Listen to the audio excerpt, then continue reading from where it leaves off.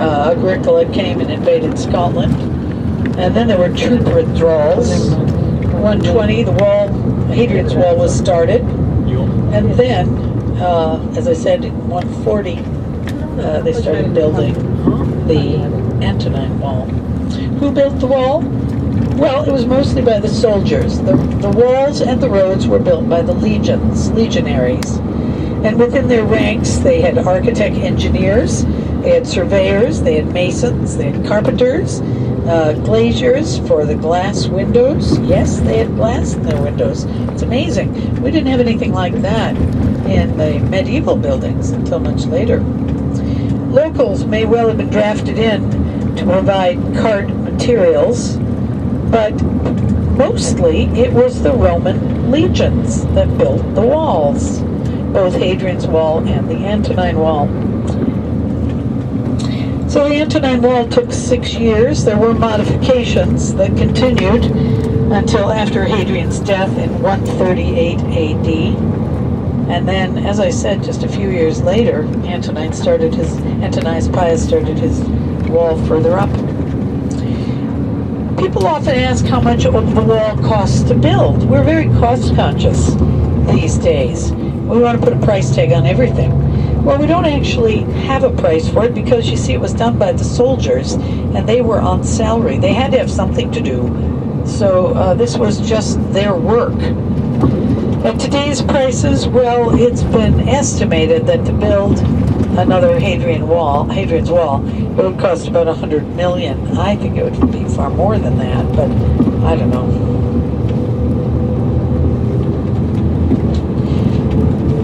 The wall consists of the wall itself, which is made of stone. It's the barrier, and its purpose was to separate the Romans and the barbarians, the Celts and the Romans. And the Celts involved down in this part of the world were the Brigantii, but the Romans were particularly fearful of the Celts because they had a very bad episode, a very bad interaction with the Celts. The Celts nearly wiped them out under the famous female leader Boadicea, or Boudica as we call her. She was the great Celtic queen who really gave the Romans a run for their money.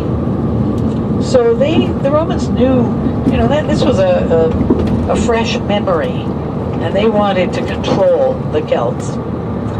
Regiments were stationed on the wall to keep the province from attack. This was their frontier control.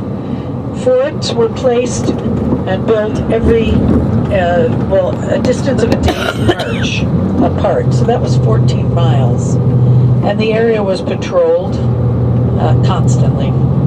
There were mile castles built, and the vallum was a deep ditch, 10 foot deep, 30 foot wide, a great earthwork stretching the entire length of the wall to the north. The Stane Gate was the military road running east to west along the frontier line, just south of the wall, so it was within the Roman side. Who guarded and manned the wall? Well, as I said, everybody thinks it was the Romans, but it wasn't. They were auxiliary soldiers, and they came from everywhere except Rome. They were recruited from the northwest provinces, Bulgaria, Hungary, the Gauls, the Germans. Then the locals were recruited. Many of them were British. The wall was built by the legions, built by the Romans, but manned by the auxiliaries. And the commanding officers in the auxiliary came from the gentry and aristocracy of the empire. They had little experience in the military. So it really is a fascinating, not only an architectural thing to see, but also just to sort of learn about how people lived along this line. This was, in many ways, the Romans brought modern society to the local people. And there were intermarriages, too. I didn't even mention this before, but you know Pontius Pilate, you know who he is. But do you know that he was born in Scotland? That his mother was a Celtic, whether she was a Celtic princess or just the daughter of a Celtic nobleman, we don't know. But anyway, he was born in a place called Fortin Gall, which is in Perthshire, Scotland. That is allegedly where he was born. There is a stone that marks that out as his birthplace. We do know that he wasn't a Roman citizen. He was adopted by a Roman and given an education. So he was an adopted son. And we believe that his mother was a Celt. So whether that was true or not, I don't know, but it certainly happened quite a bit that the Romans interbred with the Celts. That was certainly true of King Constantine, the first Holy Roman Emperor. His mother was Helena, and she was certainly the daughter of Celtic nobility down in the south of England.